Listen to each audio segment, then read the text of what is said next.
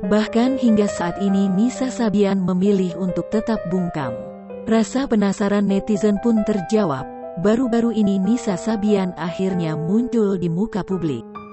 Namun kemunculan Nisa Sabian bukan untuk memberikan klarifikasi soal isu yang berhembus tentang dirinya.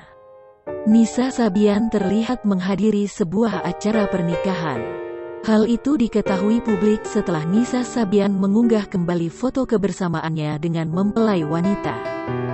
Dalam unggahan video akun @senja_fotografi terlihat Nisa Sabian bertindak sebagai pendamping mempelai wanita alias bridesmaid. Nisa tampak anggun menggunakan gaun bernuansa peach. Tampak pula momen ketika Nisa menggandeng mempelai wanita menuju ke pelaminan. Tak hanya itu, Nisa juga turut menyumbang lagu dalam acara tersebut. Namun tidak terlihat sosok Ayu Sabian di barisan orang-orang yang ada di foto tersebut. Namun, baru-baru ini, dunia maya digegerkan dengan sebuah video yang menampilkan Nisa Sabian tengah berjalan dan mengelus perutnya. Karena hal itu, banyak netizen yang mengasumsikan bahwa Nisa tengah berbadan dua.